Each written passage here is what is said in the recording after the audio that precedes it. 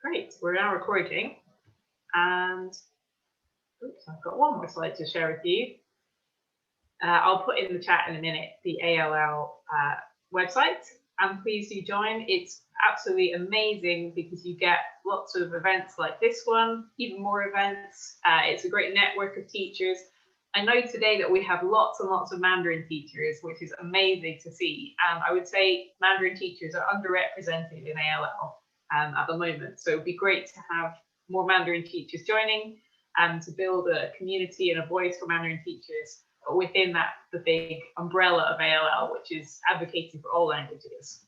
There's a free journal access as well as magazine, and obviously lots and lots of networking and sharing of ideas, really friendly group of people. So definitely consider joining. So I'm going to stop sharing now and hand over to Florence. So Florence, if you want to take over. Oh, sorry, let me introduce Florence for those of you who don't know research in primary languages. So Research in Primary Languages is a website, which I'll post a link in the chat, but it's also a newsletter, and there are lots of activities and projects and research associated with that. I'm sure Florence will tell us more about it. We're really lucky to have her today because she has a really prestigious career with lots and lots of exciting things that she's done in primary languages. So she's the Professor of Second Language Acquisition at the University of Essex. She's also the outgoing president of the European Second Language Association and the director of the Centre for Research in Language Development throughout the lifespan. And I'm sure we're all going to have a really interesting, lots of interesting things to learn from Florence. So over to you. Thank you. Thank you very much. So I will share my screen.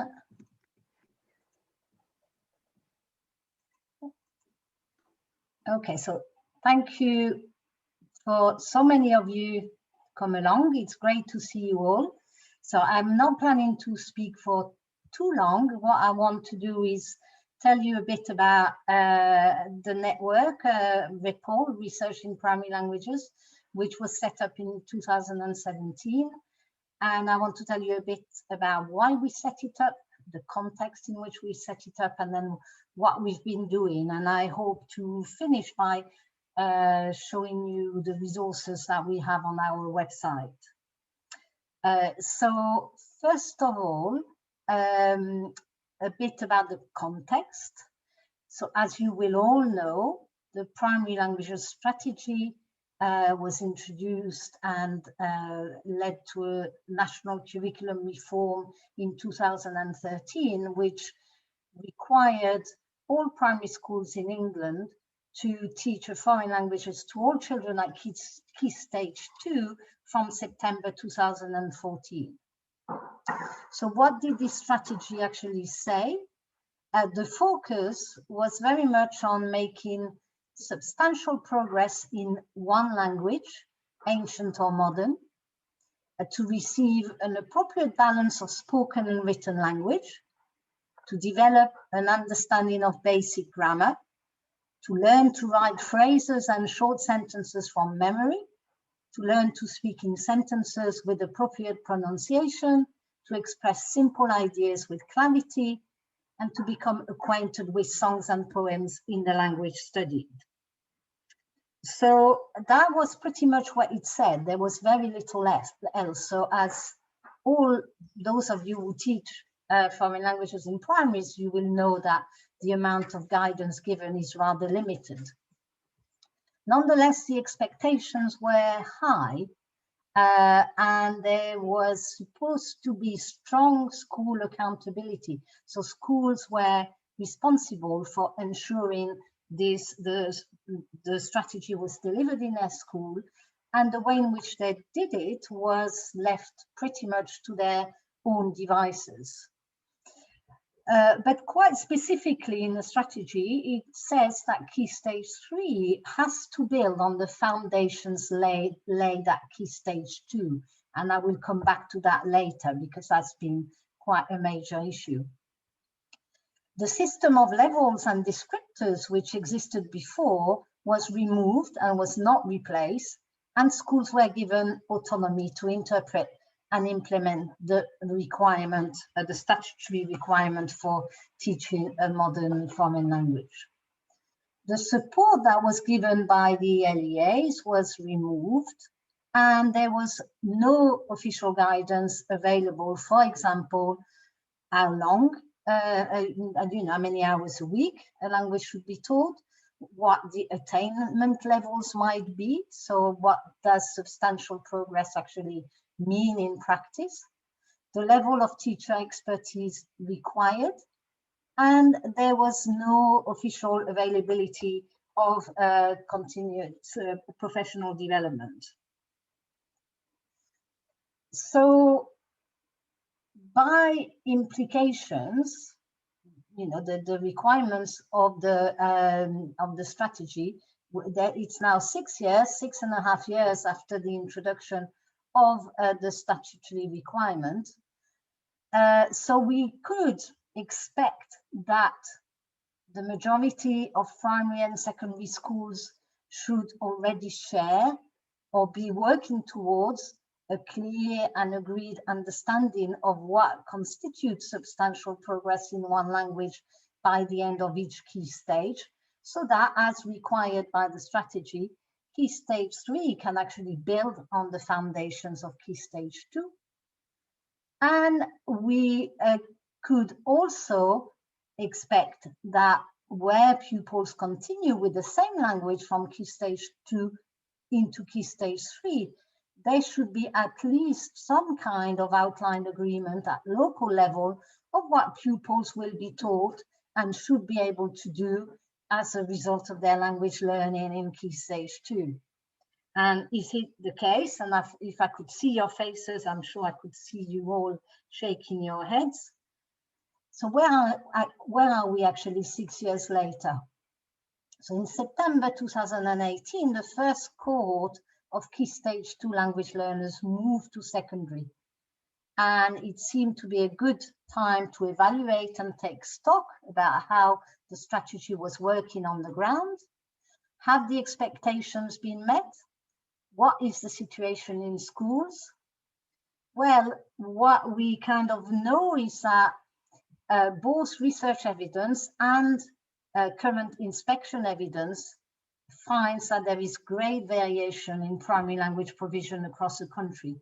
So although there are pockets of excellent provision, it's very uneven, and it's in particular in terms of location. So in some regions, it's much less strong than in others, and types of schools and so on.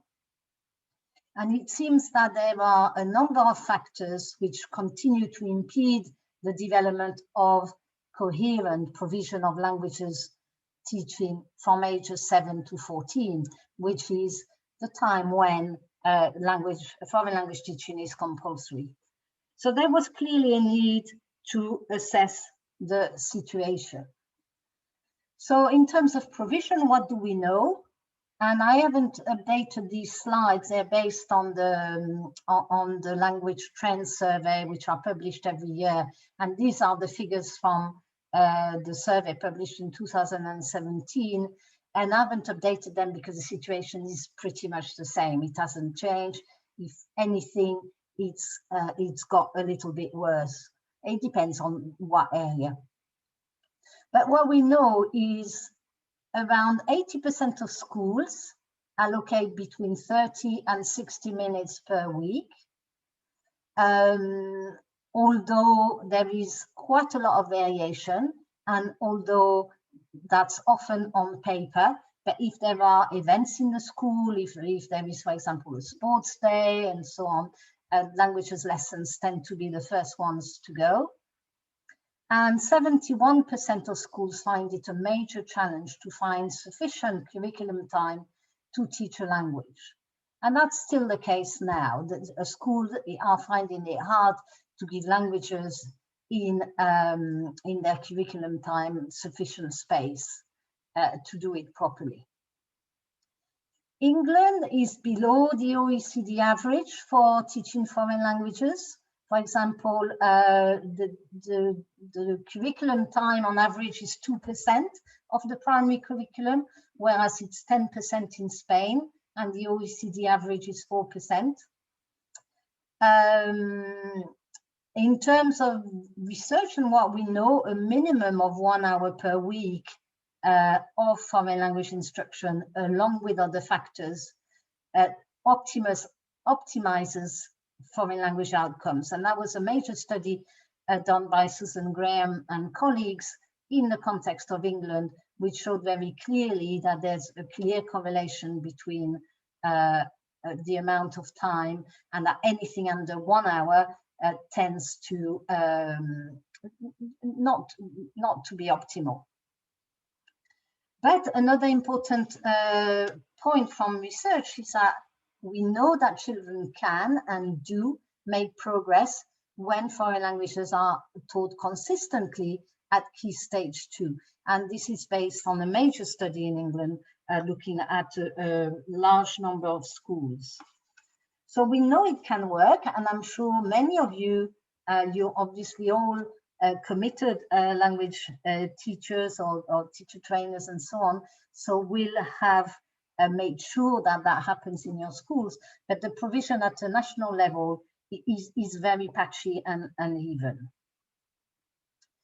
So this is a context in which, following a number of events, workshops and so on, with researchers and teachers presenting the latest research in terms of primary language learning, where a consensus emerged that we needed to have a group nationally which looked at primary languages, the policy, the link with research and so on, and the link between research and practice.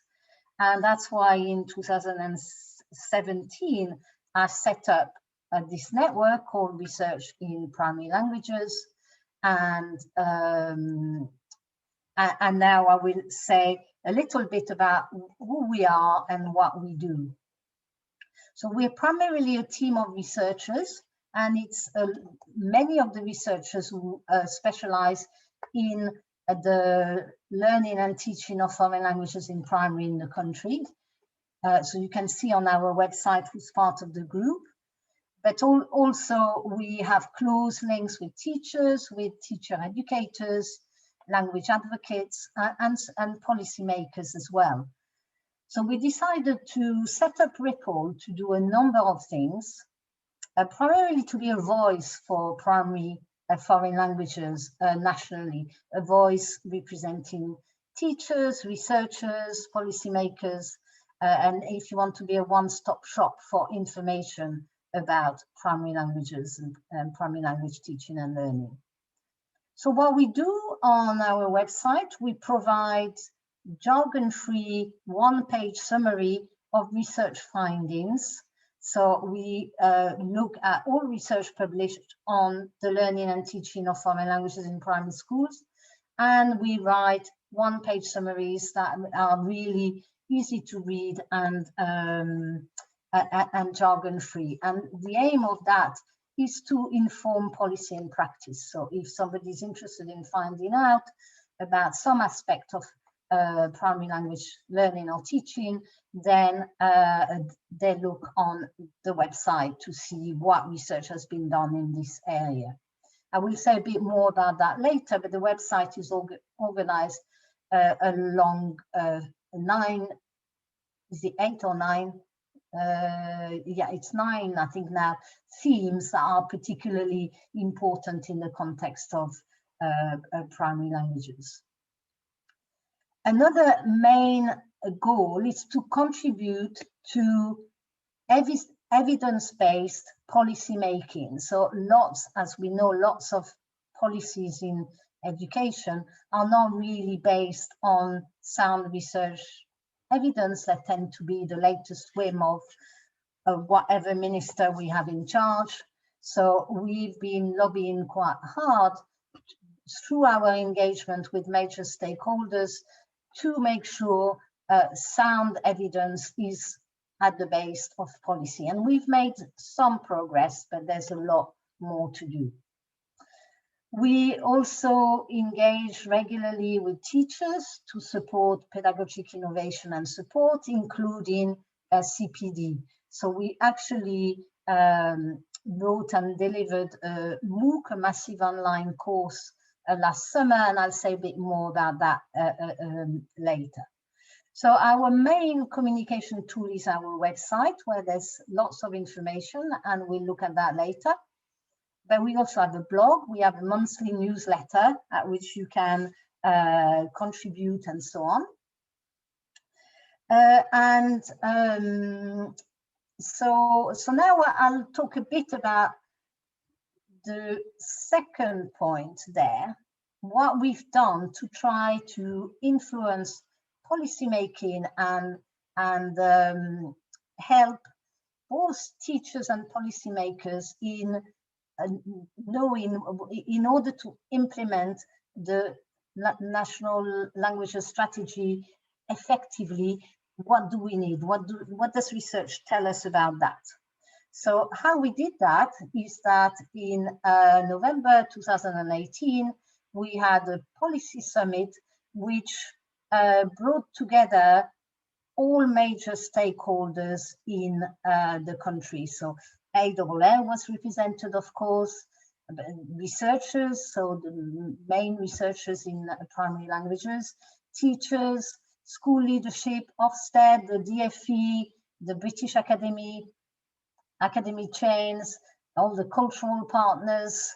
And the purpose of this summit was to discuss the current provision, whether the implementation of the strategy was working, and what the challenges were, and find potential solutions. And the purpose of the day was to agree a confirmatory position between all these stakeholders. So as you can imagine, it was quite a lively day. And the idea was to co-construct a white paper to develop a strategy for the effective implementation of the primary languages strategy.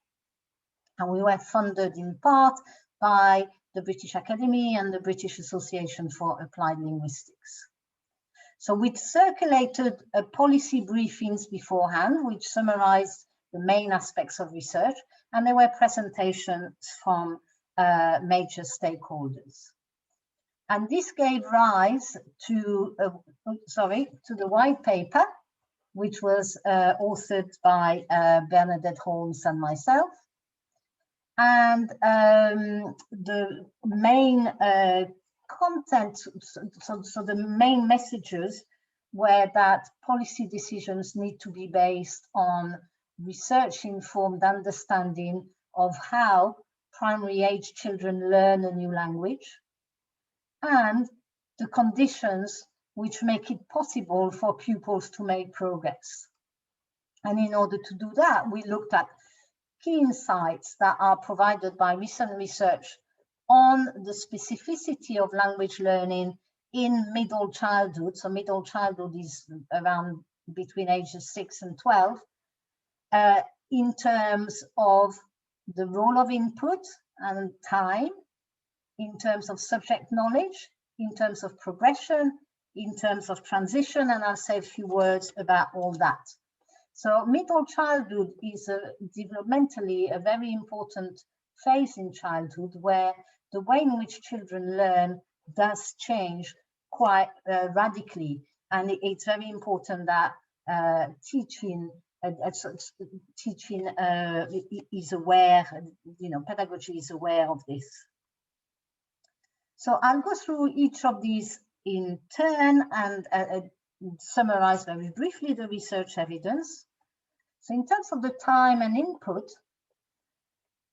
primary school age children learn mostly implicitly. So what that means is they learn by doing. So they don't set about learning, say, lists of verbs and so on.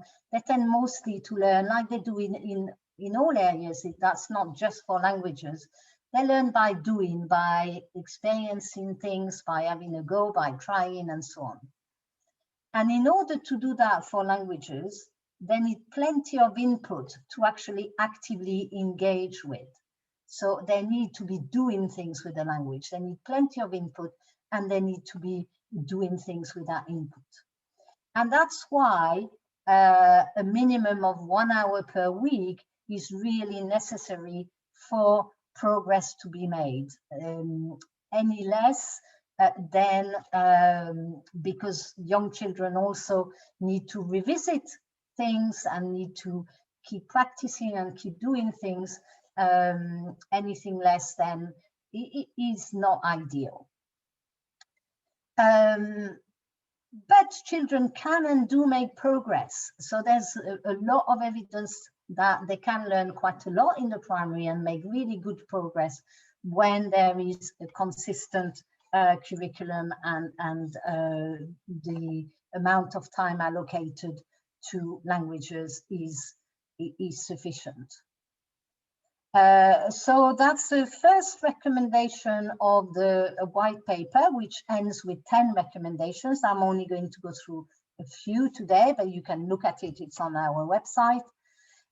So minimum provision of 1 hour per week throughout the school year for all children. And that's very important. Quite often, Yale children or the children are taking away the language class, which is very misguided because it can actually help them in their learning overall, and otherwise then they can't really catch up. The input needs to be consistently delivered. So in terms of subject knowledge and pedagogy, what does research show? So in terms of learning outcomes, so how much progress children make, and in terms of their motivation, so how engaged they are, how much they're enjoying their language learning, research has found that this is heavily influenced by the teaching time we've mentioned already, but also by teacher language proficiency and the teaching approach. So in this large study, teacher proficiency below AS level was linked to limited outcome. So anything above AS level and above was fine, but there was a clear correlation between the two. And it also found that age-appropriate pedagogy, so remember linked to the way in which young children learn, so more implicitly, that impacts on both the young learners' attitudes, so how motivated, how engaged they are with their language learning, and their sense of self-efficacy, so their sense of being able to do it, being good at languages, being able to make progress. And teaching approaches that were aligning with learners' goals and their emotional, social, and cognitive drivers. So remember what I said earlier about middle childhood being where there's a lot of emotional, social, and cognitive development taking place. And teachers usually do that fairly intuitively. But when the teaching approach was aligned with these learner needs, then there was enhanced motivation, which again leads to enhanced engagement and outcomes. So another of the white paper recommendation is that it is very important to provide language upskilling so that teachers are able to upskill in terms of their language proficiency, their language skills, that there also needs to be initial teacher training and CPD, including appropriate pedagogy to ensure progressions and motivation, and taking all the things I've mentioned in mind. Now, in terms of progressions, so research has found that children are actually, especially towards the end of middle childhood, so especially in years 6 and 7, they become very motivated by a sense of progress. And if they feel they're not learning anything new or they're not getting better at doing what they do, they get demotivated and they can switch off. So the curriculum needs to take account of what is achievable in Key Stage 2, and very importantly, Key Stage 3 needs to build on this. Otherwise, children going back to square one in Key Stage 3 get really demotivated. Another important finding is that strong first language literacy skills are associated with higher foreign language attainment, and possibly working memory, which is still developing at this stage. So working memory is the part of the mind which holds information in real time when we're processing something. So when we're speaking, when we're doing a task, and so on. And it's developing throughout childhood, and there are links between this development and foreign language attainment, as well as L1 literacy skills. And research has also found that the development of first language literacy in any language, so including other languages for EAL children, supports the development of metalinguistic awareness, so an understanding of language, and vice versa. So in other words, L1 literacy in English, in any other language, and foreign language learning all seem to be linked and to support one another. So excluding, for example, EAL children from language classroom does not help them, quite the opposite. So another recommendation, that because of this need for a sense of progress, Key Stage 2 outcomes need to be clearly defined to support transition, and also to reduce inequity, because we found that outcomes are hugely variable across the country. We also need to ensure that increasing mastery of the foreign language is underpinned by a structured approach to knowledge about languages and links to developing literacy. So in terms of transition then, because it's a vexed issue, and I'm sure a lot of you have been exercised by it, because it's not something which is easy to solve. We know that children are motivated by a sense of progress, so it's crucial they do not go back to square one in year 7, and that's been demonstrated in quite a range of studies. But we also know that secondary teachers often take little or no account of prior learning, and many pupils repeat what they have already learned. And often, you know, I'm not blaming secondary teachers, because they're getting children from many different primary schools, and sometimes it's quite impossible to do. But it's crucially important for keeping motivation going and not losing children in the early secondary years through demotivation, which can result in children switching off and losing interest and curiosity in language learning, which both of those are very strong in primary school children generally. They usually really enjoy and are interested in language learning. And that might be a contributory factor to low uptake of languages at Key Stage 4. So even though it's a tricky problem, it's not an issue that is easy to resolve. It's crucially important for the health of foreign languages nationally throughout the curriculum, including GCSE and later on. So a recommendation is to support teachers to develop a continuity of approach from year 6 to year 7 by sharing common expectations of outcomes and or developing a cross-phase scheme of work. So in order to do all this, though, it's all very well having these recommendations, but one thing we also are trying to do, and is one of the recommendations, is to actually create a national task force for primary languages, which would address the distinctive challenges which are inherent in fully implementing the primary languages policy, and to support school-led improvement in the teaching of languages. So this national task force would would have research-informed professional development programs, up-to-date online information on effective teaching methods, accessible summaries of research on primary language learning and teaching. So a lot of the things that Ripple is already doing informally. But also support for the development of strategic learning networks of primary and secondary language teachers, language upskilling of primary practitioners, opportunities as well for teachers to participate in classroom-based interventions to improve the quality of teaching and learning and pupil outcomes.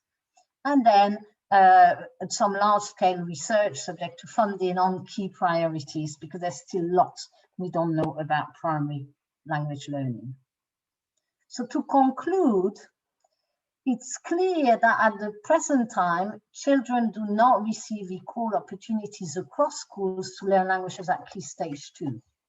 Some schools illustrate exemplary practice, but a high-quality curriculum is not consistently provided in all schools.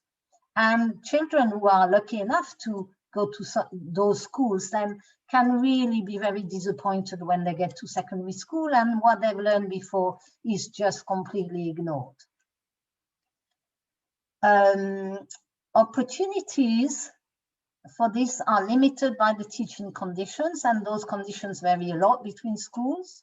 There are differences in weekly time allocated to primary language teaching, but there are also differences in how the time is distributed across a year and the key stage.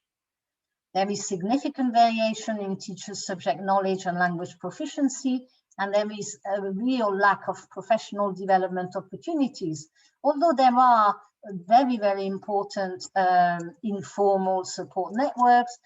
ALL is obviously playing a major part in this, but also there's a very lively and supportive Facebook group in primary languages and so on, which provides lots of information and resources and so on.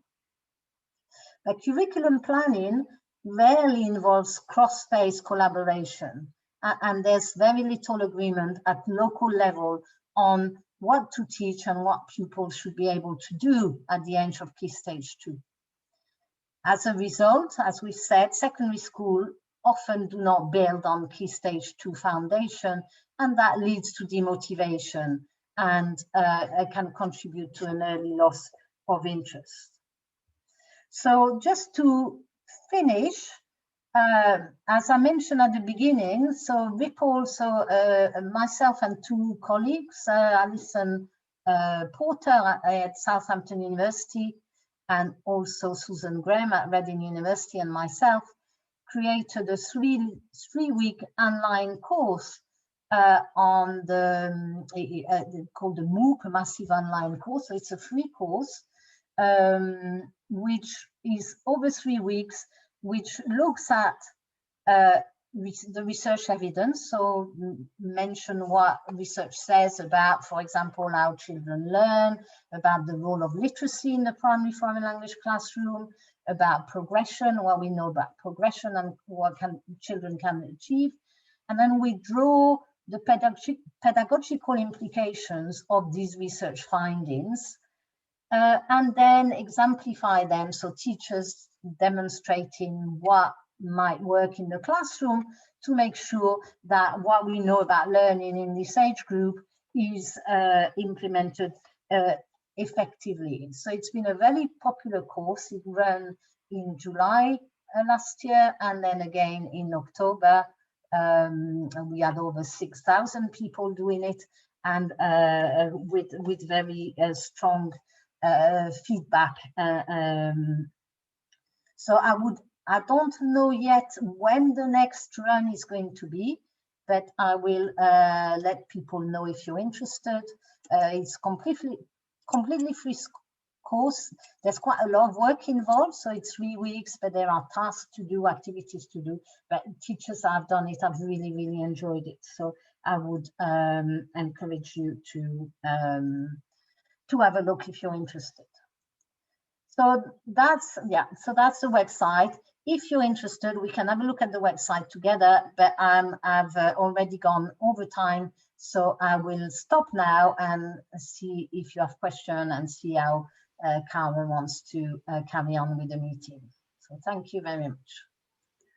Thank you so much. That was incredibly interesting. And I think thanks not just for speaking to us today, but for all the work that you're doing with the MOOC, with the website, and to advocate for primary languages.